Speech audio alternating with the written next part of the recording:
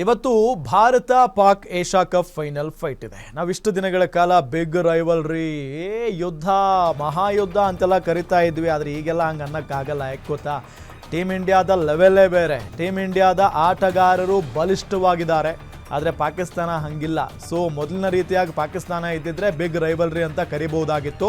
So ಈಗೇನಂತ team ಇಲ್ಲ. So ಒಂದು game ಅಷ್ಟೇ, ಇಂಡಿಯಾ ಪಾಕಿಸ್ತಾನ್ ಮ್ಯಾಚ್ ಅಷ್ಟೇ. ಇವತ್ತು ಎಲ್ಲ ಟಿಕೆಟ್ಸ್ ಸೋಲ್ಡ್ ಔಟ್ ಆಗಿದ್ದಾವೆ. ಈ ಹಿಂದೆ 2 ಮ್ಯಾಚ್ಗಳನ್ನು, ಒಂದು ಲೀಗ್ ಹಂತದಲ್ಲಿ ಮತ್ತೊಂದು ನಾಕೌಟ್ ಅಥವಾ ಸೂಪರ್ 4 ಹಂತದಲ್ಲಿ 2 ಮ್ಯಾಚ್ಗಳನ್ನು ಆಡಿದ್ರು ಇಂಡಿಯಾ ಪಾಕಿಸ್ತಾನ್. ಆ ಸಂದರ್ಭದಲ್ಲಿ ಟಿಕೆಟ್ ಸೋಲ್ಡ್ ಔಟ್ ಆಗಿರಲಿಲ್ಲ ಕಾರಣಾಂತರಗಳಿಂದ. ಆದರೆ ಈಗ ಇದೇ ಮೊದಲ ಬಾರಿಗೆ ಎಲ್ಲ ಟಿಕೆಟ್ಸ್ ಸೋಲ್ಡ್ ಔಟ್ ಆಗಿದ್ದಾವೆ. ಏಷ್ಯಾ ಕಪ್ನಲ್ಲಿ ದುಬೈ ಸ್ಟೇಡಿಯಂನ ಎಲ್ಲ ಟಿಕೆಟ್ಗಳು ಸೋಲ್ಡ್ ಔಟ್ ಆಗಿದ್ದಾವೆ. ಫೈನಲ್ ಪಂದ್ಯ ಹಾಗೂ ಭಾನುವಾರದ ಕಾರಣ ಟಿಕೆಟ್ಗೆ ಬೇಡಿಕೆ ಹೆಚ್ಚಾಗಿದೆ. ಈ ಹಿಂದೆ ನಡೆದ ಭಾರತ ಪಾಕ್ ಪಂದ್ಯಗಳಿಗೆ ನೀರಸ ಪ್ರತಿಕ್ರಿಯೆ ಇತ್ತು.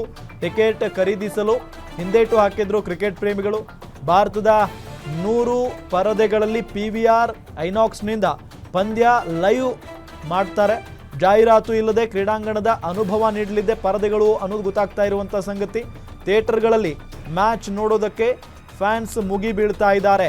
ಎಷ್ಟೋ ಜನ ದುಬೈಗೆ ಹೋಗೋಕ್ಕಾಗಲ್ಲ, ಅಲ್ಲಿ ಲೈವ್ ಮ್ಯಾಚ್ ನೋಡೋದಕ್ಕಾಗಲ್ಲ. ಇದೇ ವಿಚಾರಕ್ಕೆ ಸಂಬಂಧಪಟ್ಟಂತೆ ಡೀಟೇಲ್ಸ್ ಕೊಡ್ತಾರೆ ನಮ್ಮ ಡಿಜಿಟಲ್ ಎಡಿಟರ್ ದಿಲೀಪ್ ಸಂಪರ್ಕದಲ್ಲಿದ್ದಾರೆ.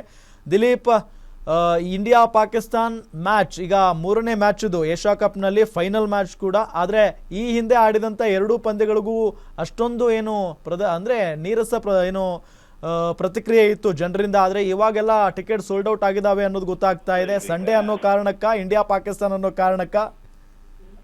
ಹೌದು ರಾಮ್, ಏನಂದ್ರೆ ಇದು ಒಂದು 3ನೇ ಪಂದ್ಯ. ಇದು ಏಷ್ಯಾ ಕಪ್ ಇಡೀ ಪಂದ್ಯಾವಳಿಯಲ್ಲಿ ಭಾರತ ಪಾಕಿಸ್ತಾನವನ್ನ 3ನೇ ಬಾರಿ ಎದುರಿಸ್ತಾ ಇದೆ. ಜೊತೆಗೆ ಇವತ್ತು ಭಾನುವಾರ ಕೂಡ ಆಗಿರೋದ್ರಿಂದ, ಫೈನಲ್ ಪಂದ್ಯ ಆಗಿರೋದ್ರಿಂದ ಸಹಜವಾಗಿ ಅಭಿಮಾನಿಗಳಲ್ಲಿ ಭಾರಿ ಕುತೂಹಲ ಇದೆ. ಮತ್ತೆ ಈ 2 ಪಂದ್ಯಗಳಲ್ಲಿ ನಾವು ನೋಡಿರ್ಬೋದು, ಬರೀ ಕ್ರಿಕೆಟ್ ಮೈದಾನದಲ್ಲಿ ಮಾತ್ರ ಅಲ್ಲ, ಒಂದು ರೀತಿ ರಾಜಕೀಯವಾಗಿಯೂ ಕೂಡ ಭಾರಿ ಸುದ್ದಿಯಲ್ಲಿತ್ತು ಇಂಡಿಯಾ ಪಾಕಿಸ್ತಾನ ಪಂದ್ಯ. ಹೀಗಾಗಿ ಫೈನಲ್ ನಲ್ಲಿ ಏನಾದ್ರೂ ಭಾರತ ಪಾಕಿಸ್ತಾನಕ್ಕೆ ಮತ್ತೊಮ್ಮೆ ಮಣ್ಣು ಮುಕ್ಕಿಸ್ಲಿ ಅಂತಾನೆ ದೇಶದ ಎಲ್ಲಾ ಅಭಿಮಾನಿಗಳು ಕಾಯ್ತಾ ಇದ್ದಾರೆ. ಜೊತೆಗೆ ಏನು ಶಾರ್ಜಾದಲ್ಲಿ ಈ ಹಿಂದೆ 2 ಪಂದ್ಯಗಳಲ್ಲಿ ಜನಗಳ ಒಂದು ಆಗಮನ ತುಂಬಾ ಕಮ್ಮಿ ಇತ್ತು, ಪ್ರೇಕ್ಷಕರ ಆಗಮನ. ಆದ್ರೆ ಈ ಫೈನಲ್ ಪಂದ್ಯ ನೋಡೋದಕ್ಕೆ ಈಗ ಸಾಕಷ್ಟು ಸಂಖ್ಯೆಯಲ್ಲಿ ಜನ ಬಂದಿದ್ದಾರೆ. ಅದರಲ್ಲೂ ಕೂಡ ಭಾರತೀಯ ಅಭಿಮಾನಿಗಳ ಸಂಖ್ಯೆನೇ ಜಾಸ್ತಿ ಇದೆ. ಅಂದ್ರೆ ಕೇವಲ ಭಾರತೀಯರು ಮಾತ್ರ ಅಲ್ಲ, ಬೇರೆ ಬೇರೆ ದೇಶಗಳ ಕ್ರಿಕೆಟ್ ಪ್ರೇಮಿಗಳು ಕೂಡ ಭಾರತದ ಪರವಾಗಿ ಬ್ಲೂ ಜರ್ಸಿ ತೊಟ್ಟು ಮೈದಾನದ ಕಡೆ ಧಾವಿಸ್ತಾ ಇದ್ದಾರೆ ಅನ್ನೋ ಮಾಹಿತಿ ಕೂಡ ಸಿಗ್ತಾ ಇದೆ. ಒಂದು ಏನಂದ್ರೆ ಈ ಒಂದು ಪಂದ್ಯ ಕೇವಲ ಶಾರ್ಜಾ ಮೈದಾನದಲ್ಲಿ ಮಾತ್ರ ಅಲ್ಲ, PVR ಐನಾಕ್ಸ್ ಇರ್ಬೋದು, ಬೇರೆ ಬೇರೆ ಸ್ಟ್ರೀಮಿಂಗ್ ಸಂಸ್ಥೆಗಳು ಕೂಡ ನಾವು ಥಿಯೇಟರ್ಗಳಲ್ಲಿ ಲೈವ್ ಕೊಡ್ತಾ ಇದಾರೆ ಮ್ಯಾಚ್ ಇಂದು. ಅದು ಕೂಡ ನಾವು ಮನೆಗಳಲ್ಲಿ ಮ್ಯಾಚ್ ನೋಡುವಾಗ ಏನಾಗುತ್ತೆ, ಪ್ರತಿ ಓವರ್ ಮುಗಿದ ತಕ್ಷಣ ಕಮರ್ಷಿಯಲ್ ಬರುತ್ತೆ. ಆದ್ರೆ ಇಲ್ಲಿ ಯಾವುದೇ ರೀತಿಯ ಕಮರ್ಷಿಯಲ್ ಇಲ್ದಲೇ ಇರೋ ರೀತಿ ಕಂಟಿನ್ಯೂಸ್ ಲೈವ್ ಸ್ಟ್ರೀಮಿಂಗು.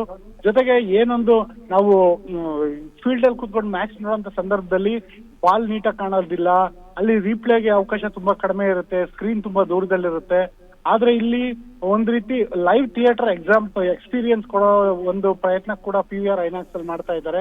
ಹೀಗಾಗಿ ಇವತ್ತು ಹೇಳ್ಬೇಕಂದ್ರೆ ಸಂಜೆ 7 ಗಂಟೆಯಿಂದ ರಾತ್ರಿ 12 ಗಂಟೆವರೆಗೂ ಕ್ರಿಕೆಟ್ ಫೀವರ್ ಅಂತ ಹೇಳ್ಬೋದು Ram. Okay, thank you Dileep ತಮ್ಮೆಲ್ಲ ಮಾಹಿತಿಗಾಗಿ.